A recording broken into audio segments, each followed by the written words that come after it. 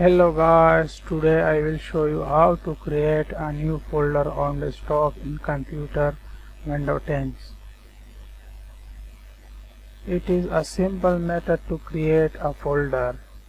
First of all, right click mouse button and up down new and folder. This is a create new folder. Right click and rename test1.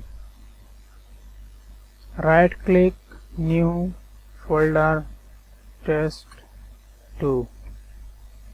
Right click new folder test3. Guys, this is a simple method to create a new folder on computer desktop. I create this three folder to simple method. You will create a folder on computer desktop.